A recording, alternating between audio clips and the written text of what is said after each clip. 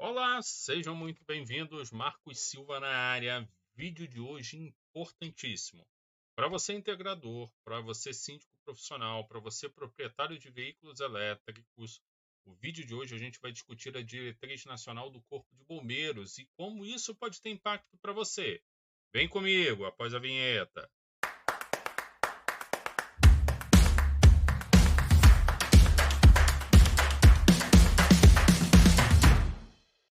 Fala pessoal, Marcos Silva. Vamos começar a discutir a diretriz nacional? Antes, porém, uma informação importantíssima que é o contexto da formação dessa diretriz nacional. É importante entender que a origem dessa diretriz ela nasce na consulta pública do Corpo de Bombeiros no ano de 2024. Foi feita uma publicação e para quem me acompanha sabe que essa publicação basicamente ela limitava o mercado de veículos elétricos em ambientes residenciais, sobretudo em ambientes residenciais, condominiais, em vagas fechadas de garagem. Diante da repercussão negativa que essa publicação teve, o mercado se organizou e manifestou essa publicação e encaminhou os canais que o Corpo de Bombeiro disponibilizou uma série de críticas com relação ao aspecto normativo. Vários pontos a gente também discordou, a gente mandou uma documentação para o Corpo de Bombeiros se posicionando contra. E o principal não é só se posicionar, é indicar quais são as melhores práticas que o mundo tem adotado. Diante desse movimento que o mercado gerou, o Corpo de Bombeiros criou uma comissão em conjunto com a Associação Brasileira de Veículos Elétricos para poder estudar o que existe de melhor prática no mundo para que isso pudesse se consolidar numa diretriz nacional e normas que a gente entende que são mais condizentes com o cenário brasileiro. E de lá para cá, de 2024 a 2025, vários workshops, vários eventos, o Corpo de Bombeiros viajou para vários países para poder entender como é que funciona a estrutura que dá suporte ao sistema de carregamento de veículos elétricos. E no último evento, que foi um workshop internacional de segurança, se consolidou meio que um consenso que viria uma diretriz, viria uma norma do Corpo de Bombeiros, mas que ela não seria tão leonina quanto foi a consulta pública. A nossa expectativa é que alguns pontos que lá foram descritos, eles seriam eliminados e realmente foi. Mas uma base preliminar que estava na consulta pública, ela se manteve na diretriz nacional. A gente tem algumas críticas com relação a isso, até porque a gente entende que existe um aspecto de evolução normativa. Primeiro, já houve uma evolução, tá, gente? Para quem acompanha e quem pôde ler a consulta pública, ela basicamente ela colocava vários elementos e elementos que são de difícil implantação. Nós estamos falando de parede corta-fogo, nós estamos falando de chuveiro, nós estamos falando de detectores, nós estamos falando de uma série de aspectos mais do ponto de vista da infraestrutura do que propriamente do projeto elétrico. E durante esse período, a norma ela mudou muito. Quando você pega as primeiras lives onde o Corpo de Bombeiros abriu para que o mercado pudesse manifestar com relação a alguns pontos da diretriz nacional, ficou muito bem claro que o Corpo de Bombeiros não tinha noção de como funcionava um sistema de carregamento de veículos elétricos. Ele estava olhando mais para um aspecto de infraestrutura, da segurança da infraestrutura e não da segurança do sistema elétrico em si. E a gente viu uma evolução que é importantíssima, tá?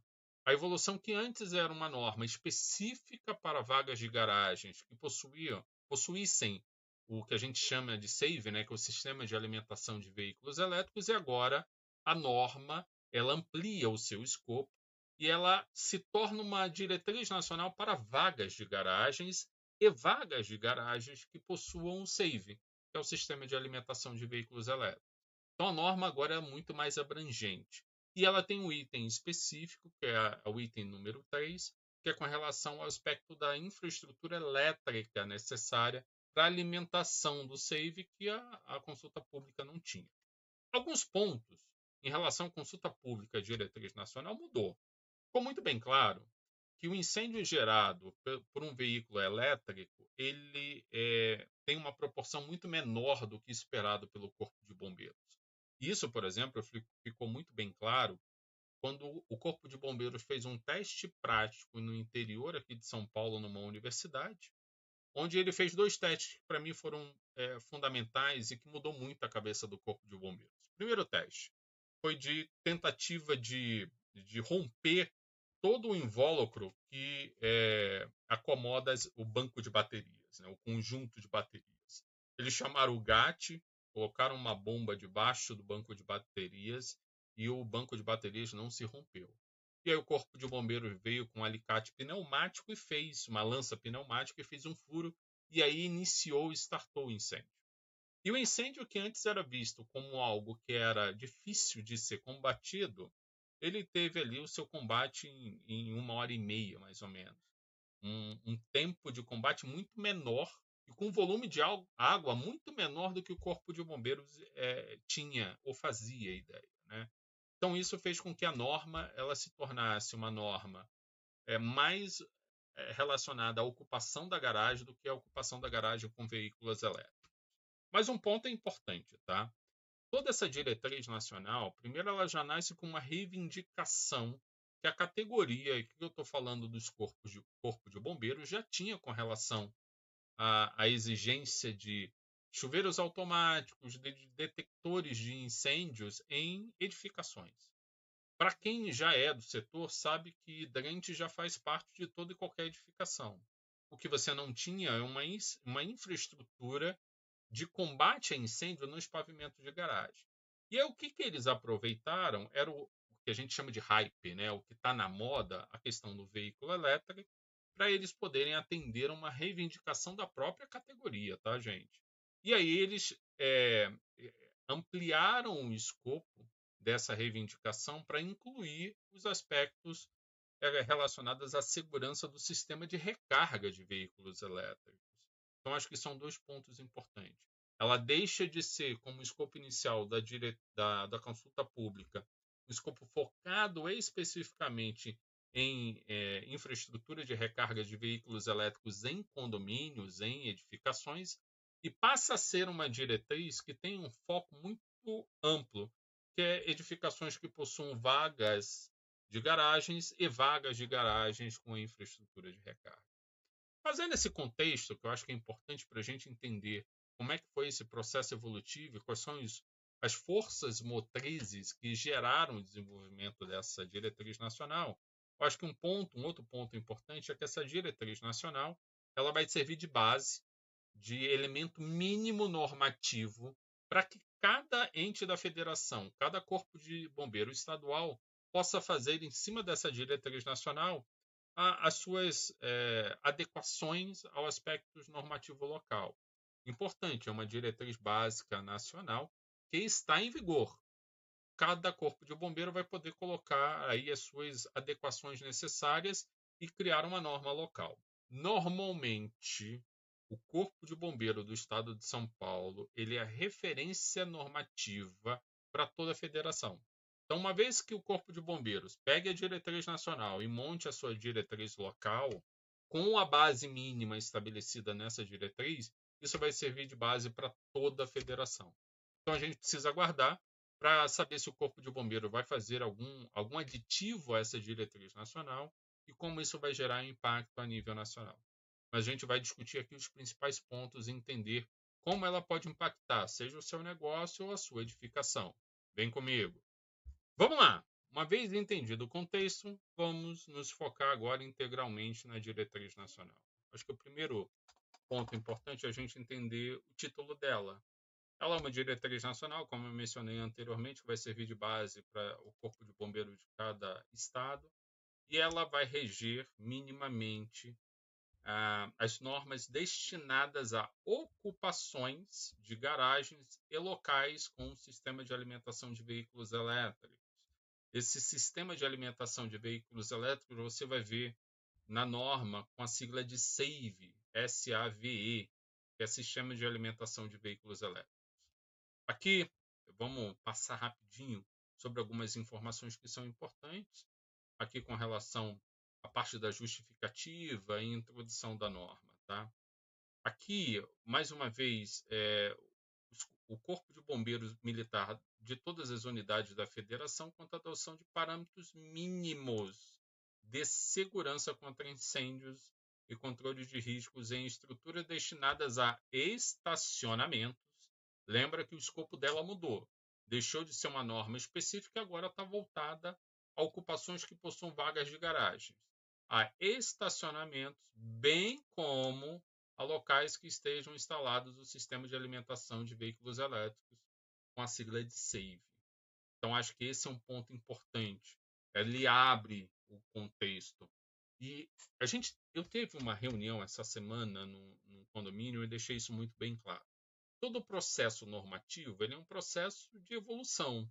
A norma ela é algo orgânico, que com o passar do tempo ela vai incluindo novas exigências, novas tecnologias que não foram concebidas, que não foram imaginadas no processo de concepção que a gente teve durante esse um ano e meio mais ou menos. Então, muito provavelmente, quando ela começa a fazer uma normativa, por exemplo, com relação ao estacionamento e seus níveis de exigências, isso vai mudar ao longo do tempo. Vai mudar ao longo do tempo para que a ampliação do sistema de combate a incêndio e do controle dos riscos ele se amplie para toda e qualquer edificação. Vale um ponto importante que eu vou mencionar mais para frente, mas vou deixar uma observação aqui, é que a norma já está publicada em 25 de agosto do mês passado.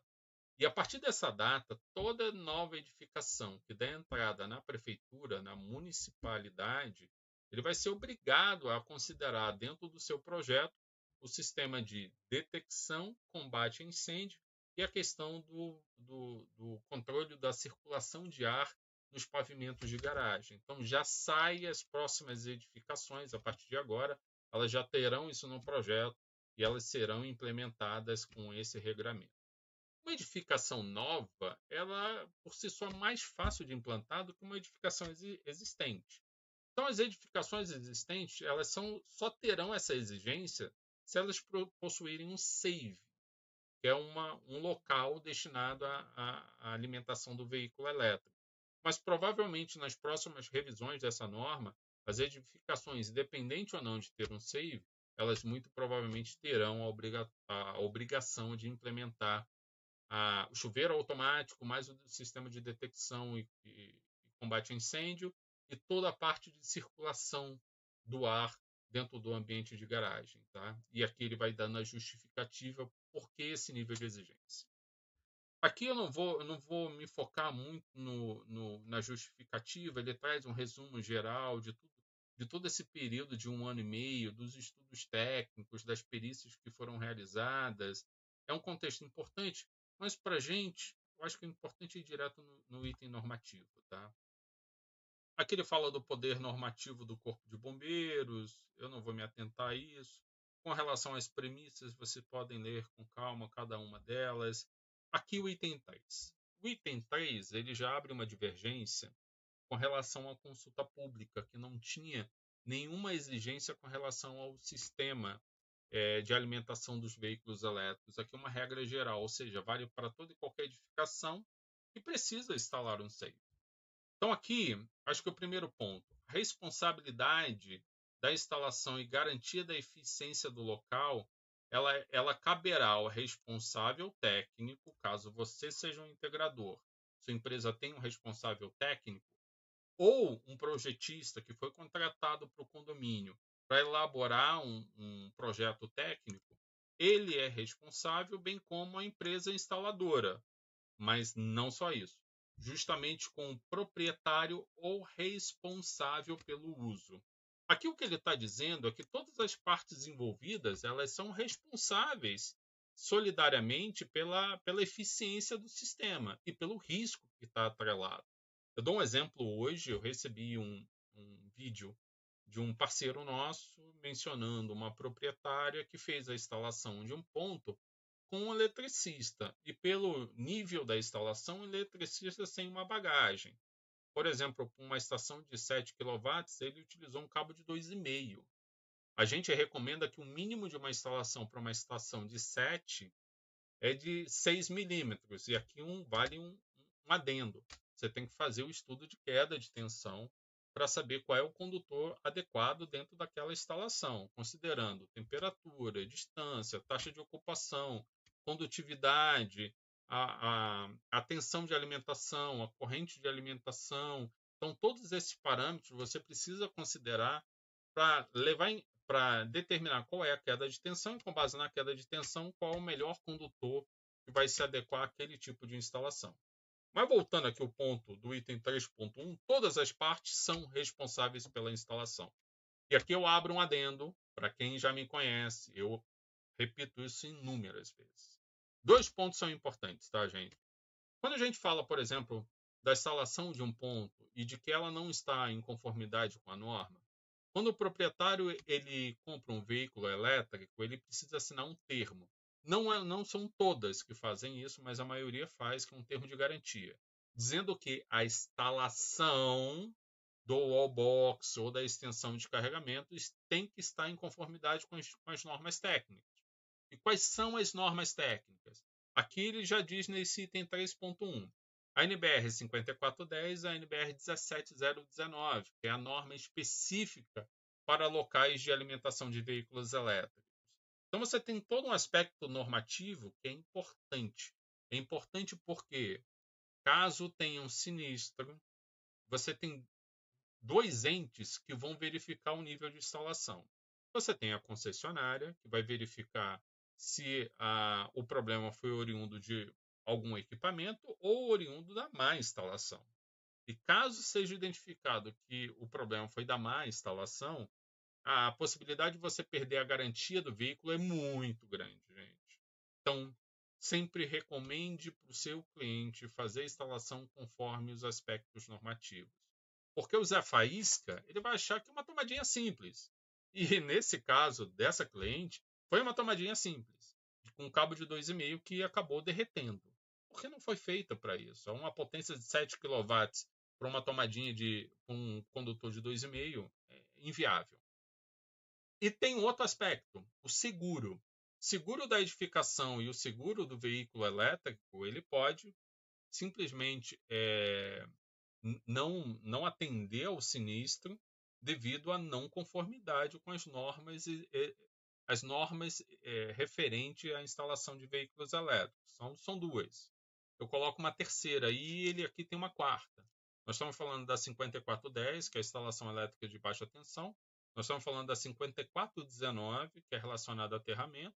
A NBR 17019, e nós temos aqui a IEC 61851/1, que é o Sistema de Carregamento Condutivo para Veículos Elétricos, especificamente na parte 1, requisitos gerais.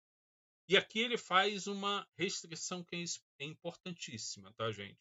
Para toda e qualquer instalação, só é permitido o modo 3 e o modo 4. Vamos fazer uma recapitulação? O modo tipo 1 é uma primeira versão dos veículos elétricos que ele vinha com cabo e você poderia colocar em qualquer tomada.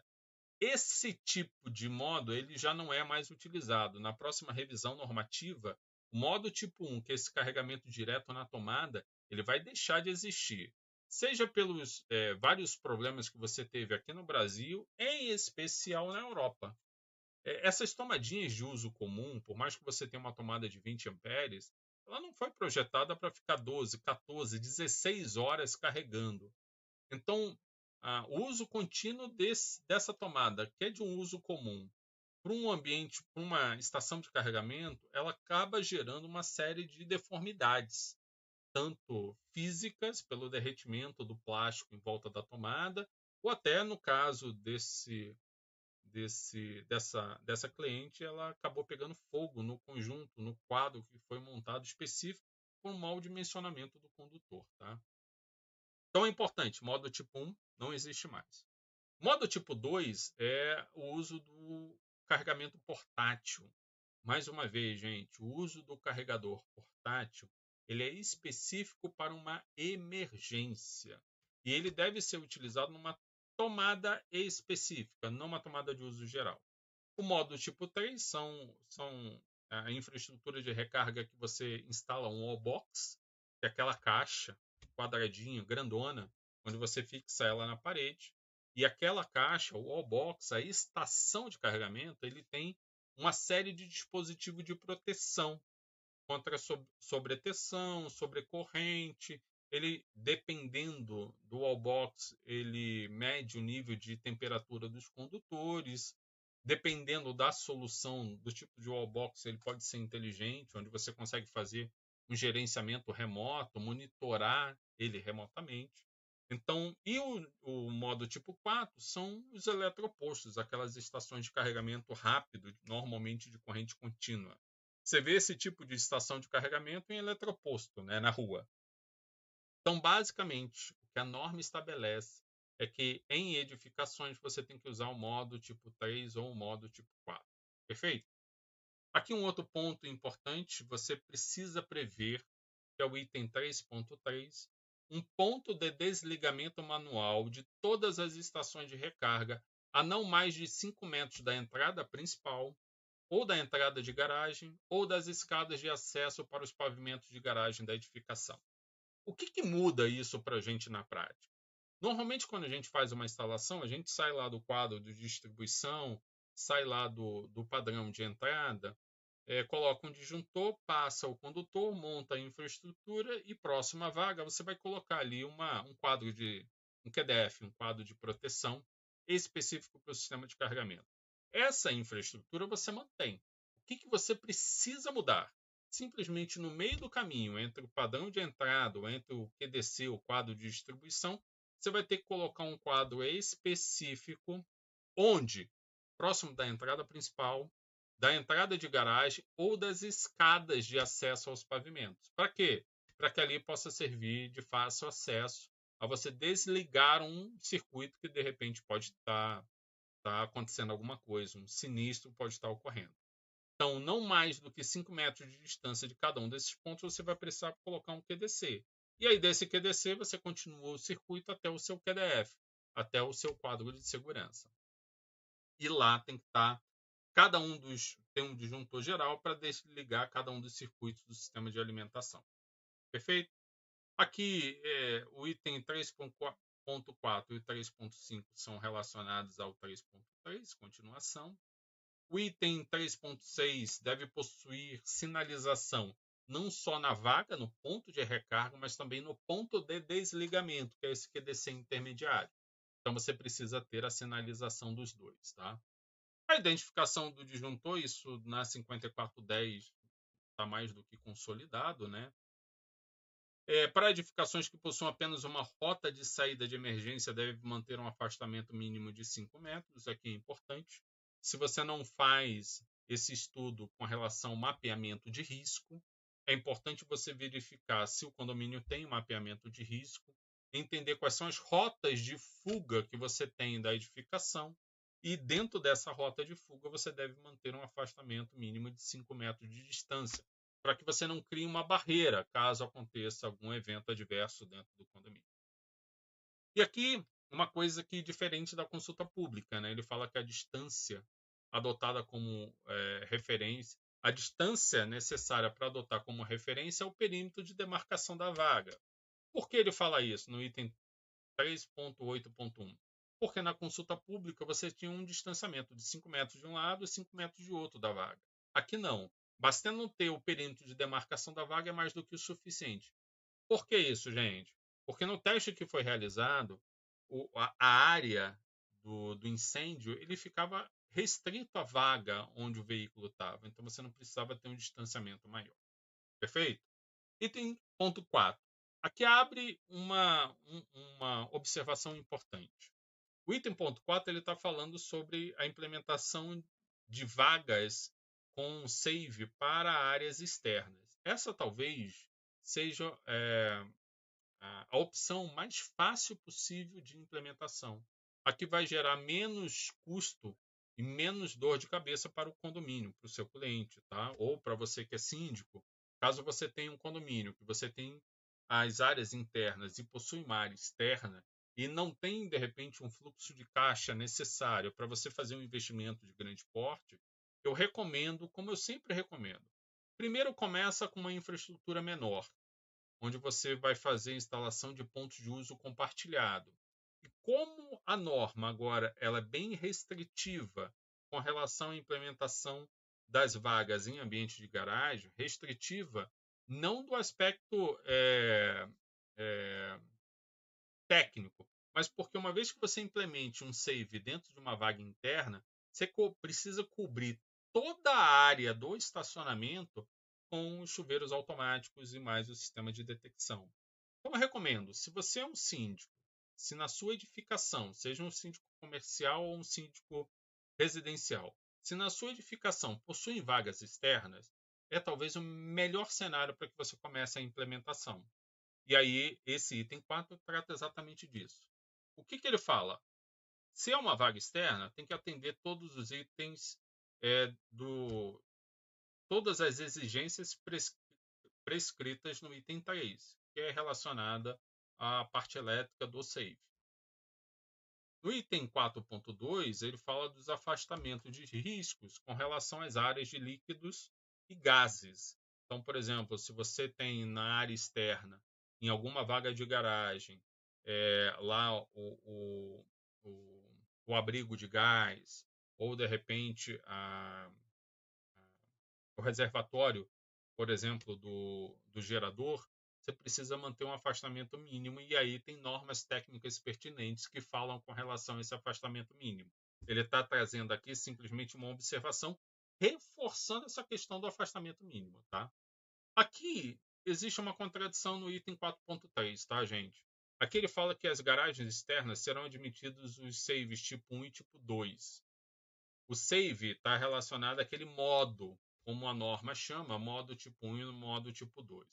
O modo tipo 1 ele já não é recomendado para nenhuma espécie de cliente, tá? A não ser que você coloque uma tomada de uso industrial ali para que você disponibilize para quem já tem o veículo antigo e faz essa conexão direto com uma tomadinha para que ele possa fazer esse carregamento. Mas com uma observação, desde que o responsável técnico faça o gerenciamento de risco, demonstrando que os fatores de instalação adotados mantêm o nível de segurança adequado para o sistema de carregamento. E aí a última exigência é que o responsável técnico deverá prever todas as proteções contra intempéries. Aqui vale ressaltar que a gente está falando de um ambiente externo. Então é importante que toda a tubulação ela seja vedada, as caixas de proteção sejam IP65, se eu não me engano, que a estação de recarga ela tenha o mesmo índice de proteção, e eu recomendo, como um padrão de projeto, que minimamente você coloque uma cobertura, porque a gente está falando de um ambiente externo, onde o proprietário, por mais que você tenha uma qualidade de todos os componentes do plug de conexão e do carro, né? Mas você pode, de repente, abastecer o veículo num período chuvoso ou conectar. Então, para evitar risco, eu recomendo que você faça uma semi-cobertura no ambiente onde está a estação de carregamento e o ponto de conexão no carro, para que minimamente você reduza a possibilidade de qualquer choque. Tá? Não é que vai acontecer. Você tem o IDR tipo A de 40 amperes, 30 miliamperes de proteção. Então, uma vez que ele identificar, ele desarma automaticamente. Mas eu acho que é importante você colocar uma cobertura, uma semi-cobertura. É um investimento baixo e aumenta muito a segurança de todos os componentes envolvidos. Perfeito? O item número 5, como eu já disse anteriormente, para as edificações novas que derem entrada na prefeitura a partir do dia 25/8, elas precisam já considerar, e aqui considerar no seu projeto, esses itens que eu vou listar aqui. Então, o item 5 ele fala de edificações novas com exigência de projeto. Regras para garagens e ocupações com garagens. Aqui, independente se tem save ou não. Quais são as exigências? Sistema de detecção de incêndio. E aí a gente está falando dos sensores que você precisa colocar, dimensionar eles em todo o espaço da garagem. E aí você tem uma norma relacionada a isso que trata que 100% do espaço destinado à garagem tem que estar coberto pelos detectores de incêndio. Chuveiros automáticos, né? Aqui ele fala para que seja dimensionado conforme o risco ordinário 2. Então, a norma, ela trata como você faz esse dimensionamento. Aqui ele abre um ponto de excepcionalidade nos casos que os chuveiros automáticos seja exigido apenas em virtude da ocupação de garagens. não haverá necessidade de somar os volumes dos reservatórios técnicos de incêndio dos sistemas de hidrantes e dos chuveiros automáticos, adotando-se o maior volume, calculado considerando o risco ordinário 2 com tempo de 30 minutos. Então, caso, e aí só voltando para quem é integrador, tá? Todo e qualquer edifício já possui seu sistema de hidrante. Se o cálculo do reservatório ele comportar 30 minutos de combate a incêndio, eu não preciso somar ao volume existente. Eu posso utilizar o sistema atual. Isso reduz parte do custo. Ao ponto que você precisa considerar a questão de vazão e de pressão. Então, você precisa considerar que agora toda a infraestrutura, você pode compartilhar o reservatório e a tubulação aprumada de descida, mas agora você tem toda uma rede de distribuição desses chuveiros automáticos que precisa ter uma vazão e uma pressão adequada, mas você pode manter toda a infraestrutura existente. Aqui o sistema de extração mecânica. Quando você observa na justificativa, o que antes era um problema com relação a veículos elétricos, com relação aos metais pesados, aos gases que eram gerados a partir da queima do hélio e dos N componentes dos veículos elétricos, agora o Corpo de Bombeiros entendeu que, na realidade, o sistema de troca mecânica do ar, que aqui ele fala que tem que ser no mínimo 10 trocas de ar por hora, ele lá na justificativa ele relaciona aos componentes e os materiais de uma forma geral, de todo e qualquer veículo, que ao gerar um incêndio, ele vai gerar uma série de gases, de subprodutos químicos que podem ser nocivos para a saúde. Por isso essa questão da extração mecânica. Tá? Como na prática a gente faz isso? Vamos lembrar que isso é para edificações novas. Né? Você precisa ter, de um lado, algo que insufle o ar, retire o ar de fora e jogue para dentro dos pavimentos de garagem. E você precisa ter o lado oposto, um sistema que vai retirar esse ar de dentro da garagem e jogar para fora, para que você tenha essa troca contínua. Tá? Aqui um ponto importante. Tá? Caso o pavimento da edificação não houver ocupação com garagem, seja adotada uma ventilação natural, ela deve possuir 50% do seu perímetro de dois lados da fachada para que não seja necessário a extração mecânica. Como isso na prática funciona? Se vocês observarem as edificações mais simples, elas normalmente não possuem vagas de garagem e o térreo é utilizado como garagem.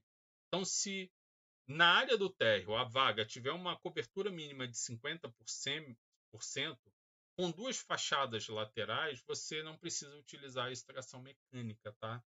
Então, normalmente em prédios, em edificações na praia, por exemplo, no litoral, você encontra essas vagas no térreo, onde parte do carro fica dentro do perímetro interno da edificação e parte fica fora. Ali é dispensado, desde que a cobertura mínima seja de 50%, é dispensado o uso de extração mecânica. Aqui ele fala com relação a não se aplica as isenções e redução do tempo requerido de resistência ao fogo, as edificações que possuem ocupação destinadas a garagens, exigências de segurança estrutural. Isso o engenheiro civil ele faz todo o cálculo de resistência ao fogo com relação a toda a estrutura civil da área de garagem. Então ele fala que não se aplica as isenções e reduções de tempo, mantém o que já tem especificado na norma.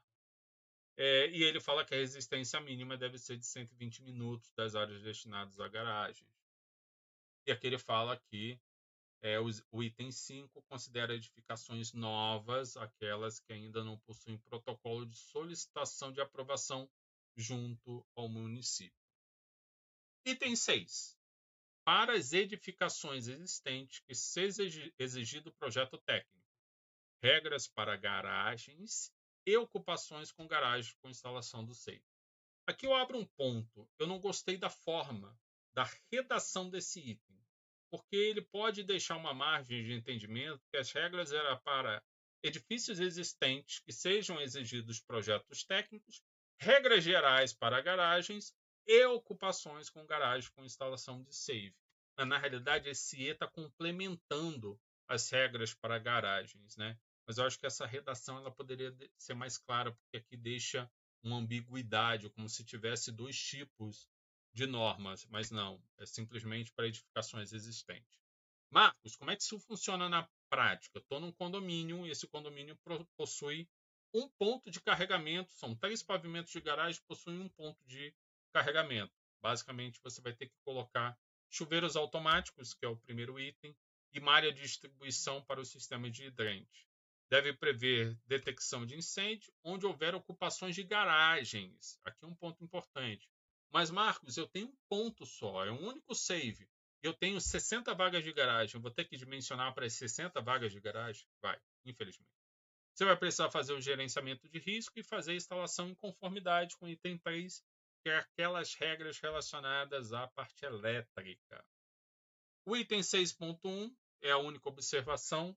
As edificações existentes que já possuem sistema de chuveiros automático do tipo ordinário 1 nas vagas de garagem, não haverá necessidade de adaptação.